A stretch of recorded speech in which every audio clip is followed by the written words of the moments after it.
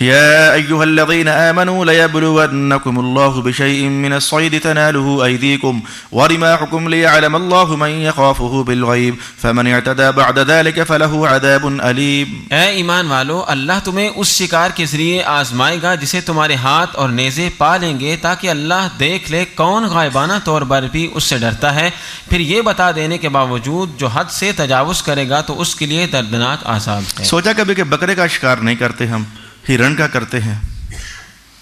کبھی یہ بات سوچی ہے آپ نے ماجرا کیا ہے؟ خرگوش کا شکار کرتے ہیں، جو گھر میں مرغی ہے اس کا شکار نہیں. یہ اصل میں ماجرا یہ ہے کہ ہر جانور حلال کو ذبح کرنا ہوتا ہے، خون نکلے اس کا. تو جو گھروں میں رہتے ہیں نا انہیں کہتے ہیں مانوسا مالوفا، یعنی یہ ہمارے ساتھ مرغی انسانوں کو دیکھ کر ڈرتی نہیں بھاگتی نہیں، بکرا انسانوں کو دیکھ کر ڈرتا نہیں بھاگتا نہیں. جو جانور گھروں میں رہتے ہیں مانوس ہو جاتے ہیں، معلوف ہو جاتے ہیں، تو انہیں چپ کر پکڑ کر ذبح کر سکتے ہو. شکار ہوتا ہے وحشی جانوروں کا. وحشی جانور کسے کہتے ہیں؟ جو انسان کو دیکھ کر بھاگے. ہم سمجھتے ہیں کہ وحشی ہوتا ہے جو بڑا ڈرونا سا ہو، نہیں، وحشت یعنی جو انسان کو دیکھ کر وحشت کرے اور نکل جائے. خرگوش وحشی ہے. اب ایک دم سے آپ کو یقین نہیں ہے خرگوش وحشی کیسے؟ وہ تو شریف ہے. وحشی کا معنی بدماش تھوڑا ہوتا ہے. وحشی کا معنی جو انسانوں کو دیکھ کے بھاگ جائے، نفرت کرے، نکل جائے، وہ اسے وحشی کہتے ہیں. خرگوش وحشی جانور ہے. بہت سارے پرندے بھی وحشی ہیں. جو انسانوں کو دیکھا، کوا تو زیادہ ہی وحشی ہے، یہ تو دور سے دیکھ کر وہ اڑ جاتا ہے. تو شکار ہوتا ہے وحشی جانوروں کا. معنی یہ تھا کہ وحشی جب تم انہیں دیکھو گے تو نکل جائیں گے. اب انہیں پکڑ کر کھانا ہے، ذبح کرنا ہے، کیا تم پکڑ سکتے نہیں، لہٰذا شکار کر لو ان کا. وحشی جانوروں کے شکار کرنے کا راز یہ تھا کہ چھری سے پکڑ کر ہرن تم پکڑ کر ہرن بھائی ادھر ذبح کرنا ہے، ایسا نہیں ہو سکتا. پیچھے بھاگنا پڑے گا، گولی مارنی پڑے گی، اس لیے وہ گولی ہی ان کا ذبح ہے. اب بات سمجھو، رسول پاک علیہ السلام کے صحابہ عمرہ کرنے کے لیے حضور کے ساتھ تشریف لے گئے. حدیبیہ کا موقع، اور اللہ تعالیٰ بھی کیا اللہ شان ہے اس کی، وہ آزمانے پر آئے تو جنگل کے جانور خود چل چل کر مجمع کے پاس آ رہے تھے. حکم تھا نا کہ شکار نہیں کرنا، تم حالت احرام میں ہو. تو اب قرآن پاک کہہ رہا ہے کہ تمہارے ہاتھ بھی ان تک پہنچ رہے تھے، تمہارے نیزے بھی ان تک پہنچ رہے تھے، بالکل نیڑے آ گئے تھے.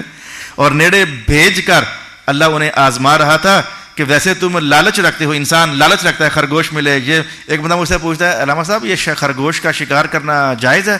میں نے کہا شکار کرنا بھی جائز ہے اور استادوں کو کھلانا بھی جائز ہے. تو ویسے انسان رغبت کرتا ہے، ہرن ملے، خرگوش ملے، یہ کرے اور وہ کرے، رغبت رکھتا ہے. تو جب منع ہو گئے تو اللہ پاک نے کہا جانوروں جاؤ نہ ذرا، امتحان شروع ہو گیا ہے. مرغوب چیز ہے، حضور کا حکم مان کر ہاتھ بڑھاتے ہیں کہ نہیں بڑھاتے؟ اور پھر حدیث کے الفاظ یہ ہیں کہ جانور وہ صحابہ کے ساتھ ٹچ ہوتے تھے، لیکن صحابہ یہ فیصلہ دل میں رکھے ہوئے تھے اگر اللہ نے منع نہ کیا ہوتا پھر تمہیں پکڑتے، لیکن اللہ نے منع کیا اس لیے ہم نہیں پکڑیں گے. اس بات کی صداقت قرآن حکیم نے کہی. اللہ تمہیں آزما رہا تھا ایک شے کے ساتھ، شکار کے ذریعے تمہارے ہاتھ بھی پہنچ رہے تھے، تمہارے نیزے بھی پہنچ رہے تھے. اب سمجھو یہاں سے میں سبق کیا لینا چاہوں گا. جمعے کا دن ہو، اذان ہو، دکانیں بند کرو، نکل جاؤ مسجد میں. اب دیکھنا گاہک بھی اسی ٹائم آئیں گے اور آزمائش بن کر آئیں گے. اللہ تعالیٰ کی وہ جو انسان کی لیے تقدیر ہے نا، آزماتی ہے. جو میں نے کہا ہے مانتا بھی ہے کہ نہیں، گاہک بھی اسی ٹائم آئیں گے. تاکہ بندہ نماز کی طرف جاتا ہے یا گاہکوں کی طرف جاتا ہے. دکانداروں کو یہ تجربہ بہت مرتبہ ہوا ہوگا. نماز کا ٹائم ہو گیا، گاہک بھی اسی ٹائم آ جائے گا. اب دیکھنا یہ کہ گاہک چلاتے ہو یا کہ اللہ کا حکم چلاتے ہو، تو اس کا مطلب یہ ہوا کہ ممنوعہ چیزیں بعض اوقات اللہ بندے سے بالکل قریب کر کے آزماتا ہے. منع ہے، اب دیکھتے ہیں کہ کرتا ہے کہ نہیں کرتا. دیکھنا رمضان کتنی زبردست پریکٹس ہے. ماں بیوی بیٹی بہن ہانڈی روٹی کر رہی ہے، بھوک لگی ہوئی ہے، پیاس لگی ہوئی ہے. مردوں سے زیادہ عورتوں کی آزمائش. وہ تڑکے دار مسالے بھی تیار ہو رہے ہیں، خوشبوئیں بندے کو بے حال کر رہی ہیں، لیکن کیا نظام دیا میرے مصطفیٰ نے. وہ اللہ کی بندی پکا رہی ہوتی ہے، خوشبو سے بے حال ہو رہی ہوتی ہے، لیکن کہتی ہے مدینے والے آقا آپ کا حکم ہے، آپ کو ناراض تو نہیں کر سکتی نا. کیا مزیدار نظام ہے اسلام کا. اللہ اکبر. یا ایھا الذین آمنوا لا تقتلوا الصید وانتم حرم ومن قتله منکم متعمدا فجزاء مثل ما قتل من النعم يحكم به ذوى عدل منكم هديا بالغ الكعبة او كفارة طعام مساكين او عدل ذلك صياما ليذوق وبال امره عفى الله عما سلف ومن عاد فينتقم الله منه والله عزيز ذو انتقام. اے ایمان والو، حالت احرام میں تم شکار کو نہ مارو، اور تم میں سے جو جان بوجھ بوجھ کر شکار کو قتل کرے تو اس کی جزا یہ ہے کہ جس شکار کو مارا ہے اسی کی مثل جانور دے دے۔ تم سے 2 عدل والے آدمی اس کا فیصلہ کریں، جبکہ یہ قربانی کعبہ پہنچنے والی ہو، یا مسکینوں کو کھانے کی صورت میں کفارہ ادا کرے یا اس کے برابر روزے رکھے تاکہ اپنے کیے کی سزا چکھ لے۔ جو پہلے گزر چکا وہ اللہ نے معاف فرما دیا، تو جس نے پلٹ کر ایسا کیا تو اللہ اس سے انتقام لے لے گا، اور اللہ غالب بدلہ لینے والا ہے۔ انشاءاللہ استاد کی مجبوری ہوتی ہے، اس نے سب کو کور کرنا ہوتا ہے۔ ارے بھائی 8:15 ہو گئے ہیں، آپ کے استاد صاحب یہ کیوں بتا رہے ہو؟ مجھے اطلاع ہوئی کہ پونا کو گھنٹہ گزرنے کے بعد خواتین بہنیں ٹائم پوچھنے لگ جاتی ہیں، ہے نہیں پہن کے ٹائم ہویا ہوئے، تو میں خود بتا رہا ہوں۔ اچھا وہ باتیں ہونا شروع ہو جاتی ہیں، وہ بس وہ نیچے ابھی تک میں وہ کلاک لا نہیں سکا، احمد دن کو گیا بھی ہوں تو مجھے بھول گیا، تو میں بہنوں کو بتا رہا ہوں، میری بہنیں تسلی سے بیٹھیں، 1 گھنٹہ گزر گیا ہے، آپ کو نہیں بتا رہا۔ یہ مسئلہ چونکہ نیچے کا تھا اس لیے میں نیچے یہ آواز پہنچا رہا ہوں، تو اب آپ سمجھیں کہ میں آپ کو کیا بتانا چاہتا ہوں، آپ یہ بات سمجھیں۔ ایک اور ایسا ہو چکا ہے اس لیے بتا رہا ہوں، بعض اوقات کوئی بات نکلی تو کسی کے دل میں خواہش ہوگی میں لے کے آؤں گا ٹائم پیس، ایسے نہیں، اگر کسی نے لانا ہوا تو مجھے بتا کر جائے، مجھے پتہ ہے میں نے کیسے منگوانے ہیں، ایسے نہ اٹھا کر کے وہ کوئی اس رنگ کا تو کوئی اس رنگ کا تو کوئی اس رنگ کا، ایسے نہ کرنا۔ چپ کرنا میں خود ہی لے آؤں گا، لیکن اگر کسی کے دل میں آ گئے تو مجھ سے رابطہ کرے، میں بتاؤں گا کہ ایسا لے کر نا جس میں نمازوں کے اوقات ہوتے ہیں۔ لکی ہاتھ یہ باسو لینا، میں اپنے جامعہ میں یہ مسجد بنی فیصل مسجد، زبردست خوبصورت ہے، اللہ اس بھائی کا بھلا کرے، میرے مراد حاری ثقلین صاحب۔ میں نے کہا بھائی صاحب اتنی سونی مسجد، اعلان کر دیو، برے بن جاؤ گے پر کم چنگا ہے۔ کہنے لگا کیڑا اعلان؟ میں نے کہا جس نے جوش ہے مسجد کو دینی ہم سے رابطہ کرے، ہمیں پتہ ہے کیا ضرورت ہے کیا نہیں، یہ نہ ہو کہ ادھر غوث اعظم کا قطعہ لگا ہوا ہے، بری بات نہیں ہے۔ اچھا جی ادھر وہ نالین شریف بنے ہوئے ہیں، یہ بھی بری بات نہیں ہے، ساری باتیں اچھی ہیں، لیکن سائز، کلر، ڈیزائن، چھوٹے بڑے، تو انہوں نے اس بات پر عمل کیا۔ وہ آپ بھی جاؤ مسجد زبردست خوبصورت ہے، وہ جو دینا چاہتا ہے وہ کہتا ہے بھائی ہم سے رابطہ کرو، ہمیں پتہ کیا شے لے کے آنی ہے۔ ڈیکوریشن پیس لاؤ تو وہ بھی تو ویری بیوٹیفل ہونے چاہیے نا، وہ مثالی مسجد ہے ماشاءاللہ۔ تو انہوں نے بات اس لیے میرے جامعہ کے اندر بھی کوئی ایسا کام نہ کرے کہ وہ جی یہ آ گیا جناب یہ لو ٹائم پیس لے لو، وہ نیلا ہے اگلا پیلا ہے اگلا لال ہے، ایسا کام نہیں، وہ انشاءاللہ منظم کام ہوگا۔ اب آپ سے کیا کہنا ہے آپ سنیے۔ اچھا میرے بھائیو، اس کے اندر شکار، حالت احرام میں شکار حرام، اگر کسی نے شکار کیا اب کیا ہوگا؟ یہ احکام غور کے ساتھ سن لیجئے۔ اگر کسی نے شکار کیا تو کیا ہوگا؟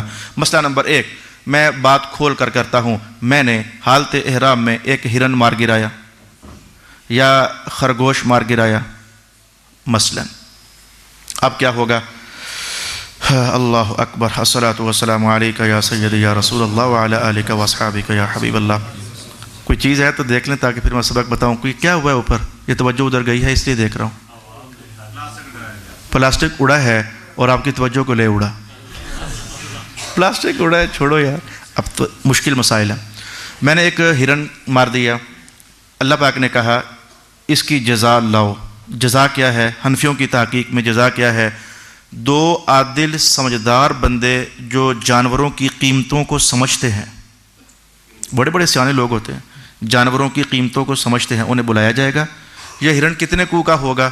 جی یہ ہوگا کوئی 32,000 کا مثلا، تو مجھے حکم یہ ہے میں وہ 32,000 روپیہ لوں، 32,000 روپیہ لوں، تو اگر بکرا آ سکتا ہے تو بکرا ذبح کراؤں حرم میں، گائے آ سکتی ہے تو گائے ذبح کراؤں حرم میں، ان پیسوں کا جو جانور قربانی جس کی جائز ہوتی ہے جو آ سکتا ہے وہ حرم میں ذبح کرا دوں۔ ایک صورت نمبر 2، کہا گیا جی یہ ہرن تو ہوگا کوئی 9,000 کا، مسئلے سمجھا رہا ہوں، 9,000 کا ہوگا، تو 9,000 روپیہ نے جیب سے نکال لیا۔ حرم جاؤ تو 9,000 کا بکرا نہیں آتا، بکرے ذرا مہنگے ہیں، 450 یا 500 ریالوں کا آتا ہے، تو وہ 9,000 نہیں زیادہ بنتے ہیں۔ اب کیا کرنا ہے؟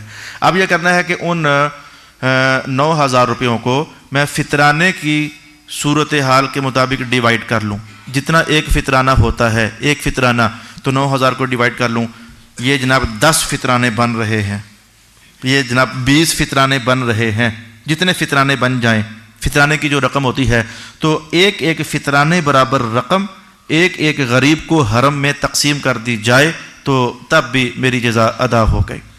میں چلیں زیادہ نہیں بتاتا چونکہ مسائل بڑے مشکلات رکھتے ہیں، تو اس میں جتنے بیان ہوئے میں نے وہی آپ سے گزارا چلاتا ہوں۔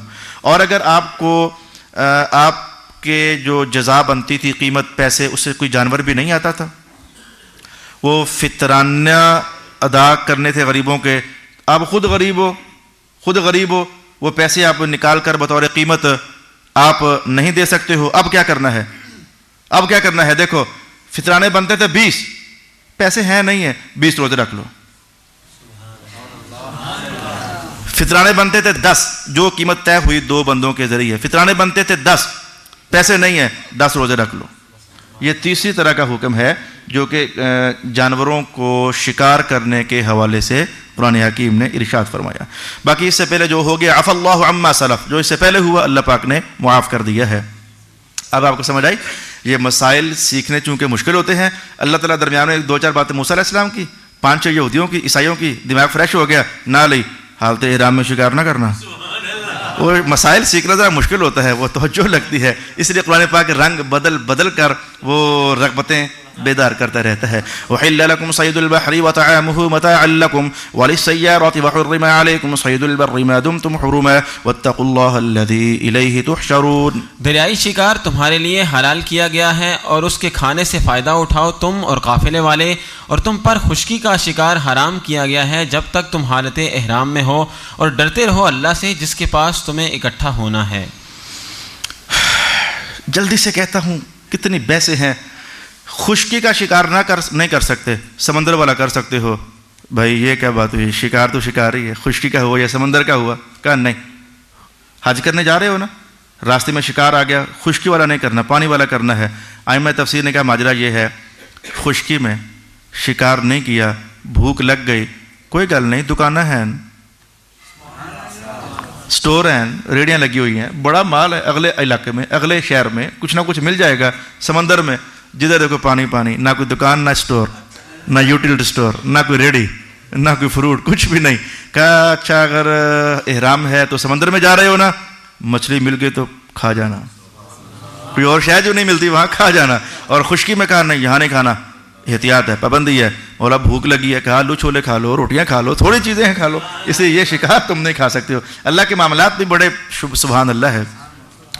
جعل الله الكعبة البيت الحرام قياما للناس والشهر الحرام والهدي والقلائد ذلك لتعلموا أن الله يعلم ما في السماوات وما في الأرض وأن الله بكل شيء عليم. اللہ نے حرمت والے کعبہ کو لوگوں کے لیے بقا کا باعث بنایا ہے, اور حرمت والے مہینے اور قربانیاں اور گلے میں پٹا ڈالے ہوئے جانور منفعت انسانی کے ذرائع, تاکہ تم خوب جان لو کہ بے شک اللہ جانتا ہے جو کچھ آسمانوں میں ہے اور جو کچھ زمین میں ہے, اور بے شک اللہ ہر چیز کو خوب جاننے والا ہے. اعلموا ان اللہ شدید العقاب وان اللہ غفور رحیم. جان رکھو بے شک اللہ سخت سزا دینے والا اور یقیناً معاف فرمانے والا مہربان بھی ہے.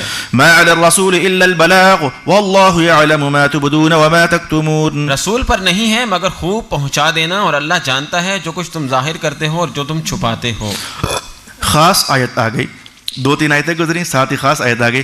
قل لا يستوي الخبيث والطيب ولو أعجبك كثرة الخبيث فاتقوا الله يا أولي الألباب لعلكم تفلحون. فرما دو ناپاک اور پاک برابر نہیں ہوتے, کیوں نہ ناپاکوں کی کثرت تجھے تعجب میں ڈال دے, سو اللہ سے ڈرو اے عقل والو تاکہ تم کامیابیوں سے ہمکنار کیے جاؤ. پاک اور ناپاک برابر نہیں ہو سکتے, بھلے ناپاک زیادہ بھی ہو تمہیں اچھا بھی لگ رہا ہو, برابر نہیں ہو سکتے. کتنی تفسیریں ہیں, بہت ساری تفسیریں ہیں, کم از کم 3 تفسیریں آپ کو بیان کرتا ہوں. پاک اور ناپاک برابر نہیں ہو سکتے, مسلمان اور کافر برابر نہیں ہو سکتے. تفسیر نمبر 1, کافر بھلے زیادہ ہوں یا پیارے ہوں یا سونے لگے, جو بھی ہے اللہ کے ہاں یہ برابر نہیں ہو سکتے. نیک اور بد, اچھا کام اور برا کام کبھی برابر نہیں ہو سکتے. بھلے برے کام ایک دم سے رغبت تو ہوتی ہے, آپ کو پتہ ہے, نماز کی طرف دھیان جائے یا نہ جائے, گلی محلے میں چلتی عورت کی طرف دھیان لازمی جاتا ہے, برائی کی طرف رغبت ہوتی ہے. تو کہا بھلے برائی تمہیں ایک دم سے بڑی اچھی ہی کیوں نہ لگے, لیکن یہ دونوں برابر نہیں ہو سکتے, نتائج دونوں کے اپنے اپنے ہیں. تیسری تفسیر, حلال اور حرام رزق برابر نہیں ہو سکتے. اگرچہ حرام زیادہ اچھا تو لگتا ہے, لاکھوں کروڑوں روپے آ رہے, اچھا تو لگتا ہے, لیکن حلال کے وہ چند 100, حرام کے لاکھوں. رب کائنات نے کہ یہ معاملہ برابر نہیں ہے, یہ چند 100 بھی ہیں حلال, اللہ نے ان میں برکت رکھی ہوئی ہے. وہ کروڑوں بھی ہوں, ہیں حرام, ان کے اندر برکت نہیں ہے. اور بھی بہت ساری تفسیریں اللہ تعالیٰ نے جو یہ جملہ ارشاد کیا اس کی مفسرین کرام نے ارشاد فرمائی ہے. یا ایھا الذین آمنوا لا تسألوا عن اشیاء ان تبد لکم تسؤکم وان تسألوا عنها حین ينزل القرآن تبد لکم عفا اللہ عنها واللہ غفور حلیم. اے لوگو جو ایمان لائے ہو پوچھ گچھ نہ کیا کرو ایسی چیزوں سے متعلق جو تمہارے لیے ظاہر ہو جائیں تو تمہیں بری لگیں، اور اگر تم نے ان سے متعلق سوال کیا جب قرآن نازل ہو رہا ہو تو تمہارے لیے وہ چیزیں ظاہر کر دی جائیں گی. ان سے متعلق اللہ سے معاف فرما دیا ہے اور اللہ غفور اور مہربان ہے. شان نزول تو کچھ اس طرح کا ہے کہ رسول پاک علیہ السلام تشریف فرما تھے تو صحابہ سوالات فرما رہے تھے. کچھ سوالات ایسے تھے کہ صحابہ کے وجود کے آئینے میں اللہ نے امت کو سمجھانا تھا، قوم کو سمجھانا تھا. کچھ سوالات ایسے واقع ہوئے کہ ان کا جواب سننے کے بعد خوشی نہیں ہو سکتی تھی. مثلا ایک شخص نے سوال کر لیا حضور میرا باپ کون ہے؟ حضور پاک علیہ السلام نے فرمایا کہ وہ شوہر کوئی اور مشہور تھا، اس کی ماں کا شوہر کوئی اور مشہور تھا، لیکن معاملہ اندر کھاتے گناہ ہوا تھا. کہا حضور نے فرمایا وہ، بلکہ میں نے وہ منافق آدمی تھا، میں نے یہاں تک الفاظ پڑھے. وہ اٹھا اور گھر جا کر ماں سے پوچھا ماں میرا باپ کون ہے؟ ماں نے جھوٹ بولنا چاہا، تلوار نکال لی. کہا ماں جھوٹ نہ بول، تو غلط ہو سکتی ہے، جس زبان سے سن کر آئے ہو وہ غلط نہیں ہو سکتی ہے. تو اب جواب برا لگ گیا، راز کھل گیا. اچھا تو ایک شخص نے کہا کہ مرنے کے بعد میرا ٹھکانہ کیا ہے؟ رسول اللہ علیہ السلام نے فوراً فرمایا جہنم. بندہ ہی جہنم تھا. اللہ پاک نے بڑی خبریں بتائی ہوئی تھی سرکار دو عالم کو، بڑا علم دیا ہوا تھا. میں جہنم، ڈر گیا، گھبرا گیا، پریشان ہو گیا. تب قرآن اترا لا تسألوا عن اشیاء ان تبد لکم تسؤکم. جن معاملات میں تمہیں غرض نہیں ہے خام کا وہ پوچھا ہی نہ کرو نا. اگر وہ جواب آ گیا تو برا لگے گا تمہیں. بھائی چپ کر، جو بھی تیرا باپ ہے رہنے دینا. لوگ جو جس کو سمجھتے ہیں وہی بس ٹھیک ہے، جانے دے معاملہ. اب تو نے پوچھا ہے تو بےزتی ہو گئی نا. تو اس آیت میں امام اعظم ابو حنیفہ ارشاد فرماتے ہیں اصل میں لوگوں کو سمجھایا ہے کہ جن سوالوں سے تمہاری غرض نہیں ہے پوچھا نہ کرو، بے فائدہ سوال نہ کیا کرو، ٹو دی پوائنٹ با مقصد قسم کے سوال کیا کرو. میرے پاس ایسے سوال بھی آئے قائد اعظم کی نانی کا نام کیا ہے؟ میں کہا مجھے کیا پتا. یہ آیا، یہ جھوٹ نہیں ہے، مذاق بھی نہیں ہے. جی علامہ صاحب قائد اعظم کی نانی کا نام کیا؟ میں کہا مجھے کیا معلوم بھائی، ٹائم ضائع نہ کرو. میں جان چھڑاتا ہوں، بھاگتا ہوں. جن سے مقصد نہ ہو میں چپ کر جاتا ہوں. میں کہا جا یار کسی اور سے پوچھا کر، ٹائم ضائع نہ کر. ہاں میرا علامہ صاحب وہ جو جنت کے سیب ہیں وہ ایک دانہ کتنے کو کلو کا ہوگا؟ دفعہ ہوا مجھے کیا پتا کتنے کلو کا ہوگا. میں کہتا ہوں ٹائم ضائع نہ کرو. تو میں پھر سوالوں کا جواب نہیں دیتا. با مقصد یہ پوچھو علامہ صاحب نماز کے فرض کتنے ہیں، فلانا اچھا کام کیسے کرنا ہے، حضور کی سنت کیسے ہے، اور جس سے تمہاری زندگی وابستہ ہے. امام اعظم ابو حنیفہ، وہ جو آپ کہانی سنایا کرتے، امام اعظم ابو حنیفہ کے پاس آ کر کے ایک شخص نے حضرت امام حسین اور یزید کے متعلق کچھ سوالات کیے. تو آپ تو پھر امام تھے نا، امام تھے. کیا اچھا ذرا بتاتے ہیں. وہ معاملہ ذرا باتوں میں آگے پیچھے کیا، اور پھر کیا حال ہے اس کا، کیا حال ہے، ٹھیک ٹھاک ہو نا، کرتے کیا ہو، ذرا توجہ پھیری. کہا یار ایک قبر میں کتنے سوال ہیں؟ کہا جی 3. کہا کون کون سے آتے ہیں؟ کہا جی بالکل آتے ہیں. کہا ان میں کوئی اس طرح کا سوال ہے کہ یزید کے متعلق کیا خیال ہے، امام حسین کے متعلق کیا خیال ہے؟ کہا جی نہیں. تو کہا پھر آپ وہ باتیں فی الحال پوچھو جن کا قبر کے اندر سوال ہے. اس میں یہ باتیں پوچھنے والی ہیں، اس میں کیا شک ہے کہ امام حسین جنتیوں کے سردار ہیں، یزید گندا پلید ہے؟ جو بات مشہور ہے، پتہ ہے، تو پھر بار بار اسی کو پوچھ کر ٹائم ضائع کرتے ہو. کس کو نہیں پتا کہ امام عالی مقام جنت والوں کے سردار ہے؟ کس کو نہیں پتا کہ یزید گندا پلید ہے، نالائق ہے؟ یہ باتیں پوچھ، چلو اپنا کام کرو. تو الغرض جو سوالات مقصد کوئی رکھتے ہوں پوچھا کریں، جو سوالات مقصد نہ رکھتے ہوں ٹائم ضائع نہ کیا کریں. اس آیت سے کم از کم یہ بات آپ سیکھ کر جاؤ. قد سألها قوم من قبلكم ثم اصبحوا بها كافرين. بے شک تم سے پہلے ایک قوم نے ان کے متعلق سوال کیا تھا، پھر وہ ان احکام سے انکار کر بیٹھے. پہلے بھی یہ نظام چلتا رہا، اللہ پاک نے اس کا حوالہ دیا. ما جعل الله من بحيرة ولا سائبة ولا وصيلة ولا حام ولكن الذين كفروا يفترون على الله الكذب وأكثرهم لا يعقلون. اللہ نے مقرر نہیں کیا بحیرہ اور سائبہ اور نہ وسیلہ اور نہ حام، لیکن منکرین حق اللہ پر جھوٹی باتیں گڑھ کر ناحق منسوب کرتے ہیں اور اکثر ان میں سے عقل نہیں رکھتے.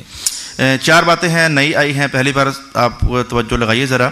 زمانہ جاہلی یہ جو کہا بحیرہ، سائبہ، حام، یہ کیا چیز ہے؟ اللہ نے انہیں حرام نہیں ٹھہرایا تھا. یہ ماجرا کیا ہے؟ زمانہ جاہلیت میں کفار کا یہ دستور تھا کہ جو اونٹنی 5 مرتبہ بچے جن لیتی اور آخری مرتبہ جو بچہ جنتی وہ مذکر ہوتا، اونٹ ہوتا، تو پھر اس اونٹنی کا کان چیر دیتے، پھر اس پر نہ سواری کرتے، نہ اس کو ذبح کرتے، نہ پانیوں سے اسے بھگاتے، نہ کھیتوں سے اسے ہانکتے، اور اس کا نام ہو جاتا یہ بحیرہ ہے. آج کے بعد اس سے ہم کسی طرح کا فائدہ نہیں لے سکتے. رب کائنات ہے کہ ہم نے حرام نہیں کیا، انہوں نے حرام کیا تھا. 5 بچے جنے کہ 100 جنے، وہ پہلے کی طرح آج بھی فائدے مند ہے، اور مسلمان 100 بچے جننے والی اونٹنی کو بھی ذبح کرنا بھی حلال سمجھتے ہیں، اس کا دودھ پینا بھی حلال سمجھتے ہیں، اس پر سواری کرنا بھی حلال سمجھتے ہیں. زمانہ جاہلیت کی ایک رسم اس کو توڑا گیا.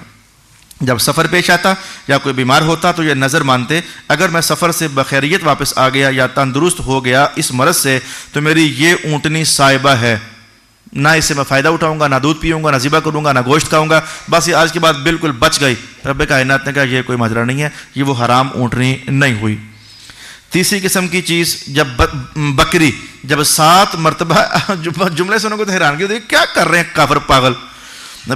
بکری جب 7 مرتبہ بچے جن چکتی تو 7واں بچہ اگر بکرا ہوتا، بکری کا 7واں بچہ اگر بکرا ہوتا تو اس کو مرد کھاتے، اور اگر مادہ ہوتی تو اسے بکریوں میں پھر چھوڑ دیتے. تو اس جانور کا نام انہوں نے رکھا ہوا تھا وسیلہ رکھا ہوا تھا، اسے استعمال نہیں کرنا، بس اسے فارغ کر دیا. کہا اللہ نے یہ حرام نہیں کیا. زمانہ جاہلیت کی کہانیاں.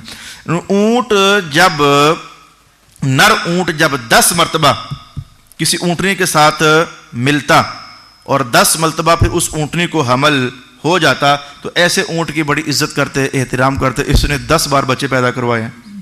جاہلیت کی رسم ہے کافر. تو پھر اس اونٹ کو وہ چھوڑ دیتے، اس کا نام ہوتا حامی. اب یہ میرا خیال ہے کہ چونکہ بات بڑی پرانی ہے، ماحول میں ہے بھی نہیں ہے، میں نے جو بنتا تھا بتا دیا. اب ترجمہ سنیں ایک بار پھر. اللہ تعالیٰ نے کیا ارشاد فرمایا؟ اللہ نے مقرر نہیں کیا بحیرہ، صائبہ، وسیلہ، حام، لیکن منکرین حق اللہ پر جھوٹی باتیں گھڑ کر ناحق منسوب کرتے رہتے ہیں. جی حرام ہو گیا، اب اسے نہیں کر سکتے، نہیں کھا سکتے، نہیں پی سکتے. اس طرح کی کوئی کہانی اللہ تعالیٰ کے ہاں نہیں ہے. وَإِذَا قِيلَ لَهُمْ تَعَالَوْا إِلَى مَا أَنزَلَ اللَّهُ وَإِلَى الرَّسُولِ قَالُوا حَسْبُنَا مَا وَجَدْنَا عَلَيْهِ آبَاءَنَا أَوَلَوْ كَانَ آبَاؤُهُمْ لَا يَعْلَمُونَ شَيْئًا وَلَا يَهْتَدُونَ. اور جب ان سے کہا جاتا کہ آؤ اللہ کی نازل کردہ کتاب اور رسول کی جانب، کہتے ہیں ہمارے لیے کافی ہے جس پر ہم نے اپنے باپ دادا کو پایا، کیوں نہ ان کے باپ دادے ذرہ بل نہ رکھتے ہوں اور نہ ہدایت یافتہ ہوں. کافروں کی ایک کہانی ہے. رسول اللہ جب بات انہیں کوئی ارشاد فرماتے، انہوں نے پہلے نہیں سنی ہوتی تھی تو نئی ہی ہوتی. کافروں کے لیے جو وہی بھی آتی نئی ہی ہوتی. تو کہتے آج تک ہمارے ابے عورتیں نہیں کرنے ہونے سن، ہمارے دادا عورتیں نہیں کرنے ہونے سن، ایک نویں گل کٹ ماری نے. نعوذ باللہ العزیز. میں نے جان بوجھ کر پٹھاری بولی، سمجھ آئی ہے؟ مسلمانوں کے ہاں یہ گندی روش کافروں والی موجود ہے. میں نے یہ نہیں کہا کہ آپ کافر ہو گئے، ہرگز نہیں. مسلمان ہو، روش گندی ہے، عادت گندی ہے کافروں والی. کوئی عالم پڑھ لکھ کر آیا، ہزاروں باتیں ابھی تک بھی ایسی ہیں کہ مجھے پتہ ہی نہیں ہے، مجھے غریب کو پتہ ہی نہیں ہے. حدیث پڑھتا ہوں آنکھیں کھل جاتی ہیں، اوئے ہوئے، جیسے کہ فرشتوں کے متعلق کانسیپٹ جو بھی آپ رکھتے ہو. یہ حدیث میں نے رمضان میں پڑھی، ابھی تک حیران ہوں. میرے حضور نے فرمایا کہ اللہ کے کچھ فرشتے ایسے بھی ہیں جو مکھی جتنے ہیں. عجیب لگی نا بات، فرشتے اور مکھی جتنے، کذاب حدیث کے الفاظ. نہیں لگی تو نئی بات ملی، میں آگے سے کہوں یار کبھی پہلے سنی نہیں ہے، نہیں یہ بات ہی نہیں ہے. یہ عادت ہے کافروں کی، پرانے کافروں کی عادت ہے. لہذا کوئی عالم کوئی مسئلہ بتائے، آج تک نہیں سنا، نہیں جانا، تو یہ کہتے ہوئے انکار کر دینا 70 سال بڑی عمر ہو گئی ہے، میں آج تک سنیا نہیں. بے وقوفی ہوگی، غلطی ہوگی، نافرمانی ہوگی. بھائی 70 سال اگر ایک جرم آپ نے کیا ہے تو اگر کوئی بتانے والا بتا رہا ہے تو اس میں کیا حرج ہے؟ مکہ والے یہی تو کہتے تھے، آباؤ اجداد سے چلے آ رہے ہیں، سب کہتے تھے رب تو کئی ہوتے ہیں. یہ محمد نے پہلی بار کہا ہے کہ رب ایک ہے. رب کائنات نے کہا ماننا ہوگا، بھلے تمہارے آباؤ اجداد نہیں تمہیں بتا کر گئے لیکن ماننا ہوگا. آپ نے سبق کیا سیکھا؟ مذہب کی کوئی بات نہیں سنی، نہیں علم میں تھی پہلے تو انکار نہ کرو، لڑو نہیں، جھگڑو نہیں، اختلاف نہ کرو. کسی عالم سے مزید تحقیق کر لو اور اپنے آپ کو غلط ثابت کرو، شریعت کو غلط ثابت نہ کرو. یہ ایک مخصوص عادت ہے پبلک میں نے آپ کی خدمت میں بیان کر دی. يا أيها الذين آمنوا عليكم أنفسكم لا يضركم من ضل إذا اهتديتم إلى الله مرجعكم جميعا فينبئكم بما كنتم تعملون. اے ایمان والو، تم پر لازم ہے کہ اپنی فکر کرو، گمراہ ہونے والا تمہیں ضرر نہ دے سکے گا اگر تم خود ہدایت یافتہ ہوگے. اللہ ہی کی طرف تم سب نے لوٹ کر جانا ہے، سو وہ تمہیں تمہاری حقیقت اعمال سے آگاہ کر دے گا. مسلسل احکام چل رہے ہیں، توجہ کرنا ہے. خاص چیز آپ قرآن پاک کی ہر بات ہی خاص ہے، ایسے جھنجھوڑتی ہے پکڑ کر اور یہ ماحول آپ کے سامنے لاؤں. یار فلانا بندہ یار اس نے ایسے کر دیا، فلانا بندہ یار اس نے ایسے کر دیا، اور یار دیکھو نا وہ کیا کر رہا ہے یار، اور یار یہ دیکھو نا حد ہو گئی، اس نے کیا کر دیا. انسانوں کے ہاں کبھی اسے پکڑا، کبھی اسے پکڑا، کبھی اسے گرایا، کبھی اسے گرایا، اس کی بدخوئی، اس کا عیب. اب سنو ان حالات میں اس تصویر میں قرآن کا جملہ کرو. یا ایھا الذین آمنوا علیکم انفسکم، اے ایمان والو تم اپنی فکر کرو. سبحان اللہ، سبحان اللہ. ماحول بنا کر تصویر کہی تو انشاءاللہ لذت آئے گی. اور اپنا فکر کرو یار، کوئی پتہ نہیں تمہارا سا ہونے نکل جاوے، کن چکروں میں پڑے ہوئے ہو. یہ ایسا ہے تو یہ ایسا ہے تو یہ ایسا ہے تو وہ جیسا بھی ہے وہ جانے، اس کا رب جانے. تم اپنی فکر کرو یار. بہت مضبوط حکم ہے، سبحان اللہ ہے، فکر انگیز بیان ہے. اللہ اکبر. اپنی فکر کرو. تم یہ جملہ میں دن کو بھی کئی بار پڑھتا رہا، علیکم انفسکم، اور تم اپنے تو وہ یار بیگانیاں دے کپڑیاں دے میل پہ تکنے ہو، اپنے میل تک کو انہاں کی تو وہ پتہ کس لئے موت آ جاوے بھائی. يا أيها الذين آمنوا شهادة بينكم إذا حضر أحدكم الموت حين الوصية اثنان ذوى عدل منكم أو آخران من غيركم إن أنتم ضربتم في الأرض فأصابتكم مصيبة الموت تحبسونهما من بعد الصلاة فيقسمان بالله إن ارتبتم لا نشتري به ثمنا ولو كان ذا قربى ولا نكتم شهادة الله إنا إذا لمن الآثمين. اے ایمان والو، تمہارے درمیان شہادت جب کہ تم میں سے کسی ایک کا موت کا وقت آ پہنچا ہو، اثنائے وصیت یوں ہو کہ تم میں سے دو عادل گواہ ہوں یا تمہارے اپنوں کے علاوہ دو دوسرے ہوں. اگر تم سفر کی حالت میں ہو اور تمہیں موت کی مصیبت آ پہنچی ہو تو تم ان دونوں کو نماز کے بعد روک لو. وہ اللہ کی قسم اٹھائیں تمہارے رفع شک کے لیے کہ ہم اس کے بدلے میں کوئی قیمت نہیں لیں گے، اگرچہ کوئی رشتہ دار ہی کیوں نہ ہو، اور نہ ہی ہم اللہ کی گواہی چھپائیں گے. اگر ہم نے ایسا کیا تو یقیناً ہم گناہگار ہوں گے. مسئلے کی تصویر پہلے جان لیں، پھر شان نزول آپ کو بیان کر دیتا ہوں. مشکل چیز ہے. ہر دن کو مجھے ایک صاحب ملے، نمازی پارسا ماشاءاللہ، کہنے لگے علامہ صاحب ترجمہ میں نے بھی پڑھا ہوا ہے، حاشیے بھی پڑھے ہوئے ہیں، پر یقین جانو سمجھ کو نہیں آتی آپ پہ. تو میں نے کہا اللہ نے نظام ہی ایسا رکھا ہوا ہے، اس لیے اللہ نے صرف قرآن نازل نہیں کیا، قرآن بعد میں بھیجا. پہلے استاد محترم محمد مصطفیٰ بھیجے، سرکار دو عالم، یعلمکم الکتاب. استاد کا بندوبست اللہ نے پہلے کیا، کتاب بعد میں اتاری. یہ نظام ہے اللہ تعالیٰ کا. تو معاملہ ذرا مشکل ہے، توجہ کریں. سمپل سا معنی یہ ہے، میں اپنے آپ سے میں مرنے لگا تو میں چاہتا ہوں کہ میرے مال کا کچھ حصہ میں ادھر چھوڑ جاؤں، ثواب ہوتا رہے گا. اس کا نام ہے وصیت. تو اللہ پاک نے فرمایا مرنے والوں جب وصیت کرنے لگو دو بندے گواہ بنا دو، تاکہ جب تم مر جاؤ گے تو ایسا نہ ہو کہ تمہارے وہ جو وارث ہیں وہ کہیں کونے کونے ایسے ہی لگا ہوا جناب ادھر پیسے دے دینے تھے. دو گواہ ہوں گے، وہ گواہی دیں گے تو مرنے والا جو چاہتا تھا اس کی گواہی کے مطابق وہ پیسے ادھر لگ جائیں گے تو اس کو قبر میں اجر ہوتا رہے گا. مسئلہ نمبر 1. مسئلہ نمبر 2، حالت سفر میں بھی اگر تمہیں کہ میں مرنے لگا ہوں تو تب بھی وصیت کر سکتے ہو، لیکن وہاں بھی معاملہ ایسے ہی رکھنا، دو گواہ قائم کر لینا. دو گواہ قائم کرنے کے بعد اب جب تم مر جاؤ گے تو یہ دو گواہ اب واپس آئیں گے تو جو تم نے دیا ہوگا، لیا ہوگا، بولا ہوگا گھر والوں کو بیان کریں گے، گھر والے ویسے عمل کر دیں گے. 3 باتیں. اب اگر گھر والوں کو شک پڑ گیا یہ جو گواہ ہیں یہ جھوٹ بول رہے ہیں، بات ایسے لگتا ہے کہ ہے نہیں، میں بتاتا ہوں شک پڑتا کیسے ہے، بات کوئی اور ہے، یہ جھوٹ بول رہے ہیں، تو اللہ پاک نے کہا پھر ایسا کرنا کہ جو مر گیا اس کے خاندان سے 2 بندے بطور گواہ اور نکال لینا، اور جو یہ 2 گواہ جو آئے ہیں سفر سے ان کو عصر کی نماز پڑھنے مسجد میں لے جانا، نماز پڑھا کرنا تو سب لوگوں کے سامنے کہنا اب گواہی دو ہے. تو عصر کی نماز کے بعد ان سے گواہی دلوانا لوگوں کے سامنے. تو پھر اس کے بعد جو خاندان سے 2 نویں گواہ لیے تھے ان سے کہنا اب تم گواہی دو، اور گواہی کے اندر یہ کہو کہ ہمیں لگتا ہے کہ اس کی گواہی غلط ہے اور ہماری گواہی جو ہے وہ ان سے بہتر ہے، یہ کہو تم گواہی کے اندر. جب وہ یہ بات کہہ دیں گے تو فیصلہ پھر وہ سفر والے 2 گواہوں کے مطابق نہیں کیا جائے گا، بلکہ خاندان سے جو 2 نویں گواہ حاصل ہوئے تھے ان کے مطابق کر دیا جائے گا۔ اب یہ بالکل ہی آپ کے ذہن پاک میں یہ عنوان نیا سا آیا کہ یہ کس طرح کی بات ہے جو کہ ہوئی ہے۔ اب اور ذرا ہم دیکھتے ہیں اس کا پس منظر کیا تھا۔ اب پس منظر سمجھنا آپ کے لیے آسان ہو جائے گا۔ مہاجرین میں سے بدیل جو حضرت عمر بن عاص کے غلاموں میں سے تھے، بقصد تجارت ملک شام کی طرف 2 عیسائیوں کے ساتھ روانہ ہوئے۔ ان میں سے ایک عیسائی کا نام تمیم بن اوس داری تھا اور دوسرے عیسائی کا نام عدی بن بدا تھا۔ شام پہنچتے ہی حضرت بدیل بیمار ہو گئے اور انہوں نے اپنا تمام سامان ایک فہرست لکھی اور وہ فہرست سامان کے اندر انہوں نے چھپا دی اور تمیم کو اور عدی کو بتایا نہ کہ میں نے جو چھوڑ کر جا رہا ہوں یہ میں فہرست تیار کر دی ہے، بتایا نہ، سامان کے اندر چھپا دی۔ اچھا جی، جب مرض کی شدت ہوئی تو بدیل نے تمیم اور عدی کو وصیت کی کہ ان کا تمام سرمایہ مدینہ شریف پہنچ کر ان کے اہل و عیال کو دے دیا جائے، اور اس کے ساتھ ہی بدیل کی موت واقع ہو گئی۔ ان دونوں عیسائیوں نے ان کی موت کے بعد ان کا سامان دیکھا تو اس میں سے چاندی کا ایک برتن نکلا جس پر سونے کی کڑھائی سے کام ہوا تھا، وہ 300 مسقال چاندی تھی۔ بدیل یہ برتن بادشاہ کو تحفہ دینے کے ارادے سے لائے تھے۔ ان کی وفات کے بعد ان دونوں عیسائیوں نے اس برتن کو غائب کر دیا اور اپنے کام سے فارغ ہونے کے بعد جب یہ لوگ مدینہ پہنچے انہوں نے بدیل کا سارا سامان گھر والوں کے حوالے کر دیا۔ سامان کے اندر لسٹ تھی، گھر والوں نے جب وہ فہرست دیکھی تو اس کے اندر باقی سارا سامان تو تھا لیکن وہ چاندی کا بنا ہوا برتن اس میں نہیں تھا۔ انہوں نے ان دونوں عیسائیوں کو بلا لیا، کہا یار اب سوال ٹریس کیسے کرتے ہیں لوگ، کہنے لگے کہ بات یہ ہے کہ بدیل نے کچھ بیچا تھا اس میں سے۔ اب انہوں کیا پتا کہ ہماری خیر نہیں ہے، کہا نہیں کچھ بیچا تو نہیں تھا۔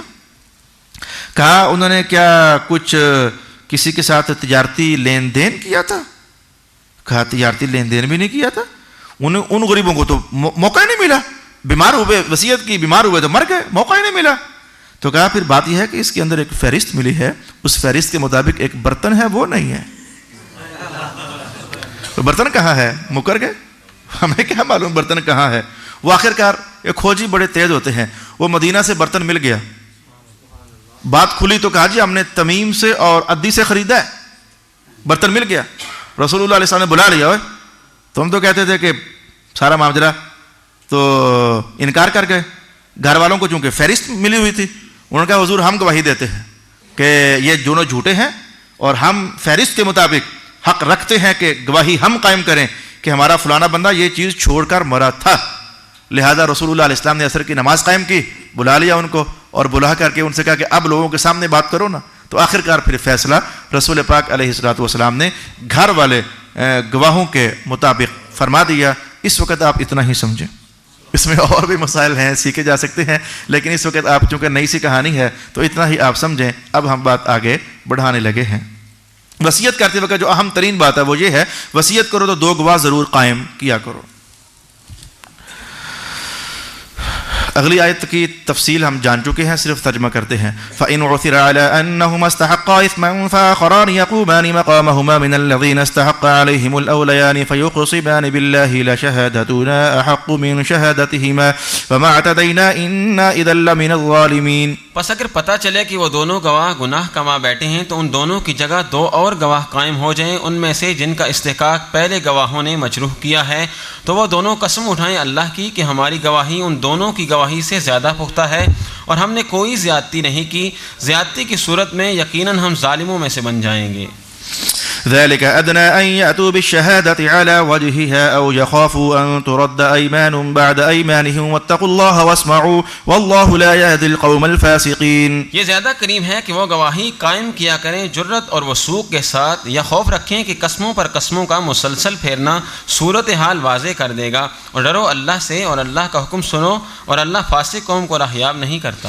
اب چند احکام آگے، ساتھ ہی عنوان بدلے گا، 2-4 باتیں عیسیٰ علیہ السلام کی ہونے لگی ہے۔ قرآن پاک کا انداز اب آپ کو مزہ کرے گا کہ یہ کیوں سارے، بھائی بندہ کہتا ہے سارے احکام اے اللہ اکٹھے کر کے بیان کر دے، 1.5-2 سپارے کے اندر جو بنتے ہیں سارے اکٹھے بیان کر دے، کہا نہیں، وہ سننے والے پریشان ہو جاتے ہیں، تھک جاتے ہیں، لہذا 2 باتیں موسیٰ پیارے کی، 2 احکام ساتھ بیان کر دیں گے. پھر عیسیٰ علیہ السلام کی کہانیاں 6 احکام پھر کر دیں گے. پھر مدینہ کی کہانی چھڑے گی 10 احکام پھر بیان کر دیں گے. وہ درمیان میں جسے کہتے ہیں نا کہ وہ بندے کی توجہ کا سا آتا رہتا ہے اسے, جیسے کہ اب میں آپ کو سا دلانے لگا ہوں. اعلان نیچے والوں کے لیے بھی اور آپ کے لیے بھی. 8:44 ہو گئے. مجھے امید ہے کہ اب آپ کی توجہ نہیں ٹوٹے گی. تو جیسے میں نے آپ کو سا دلا دیا, آئیں ذرا اب ہم اگلے الفاظ.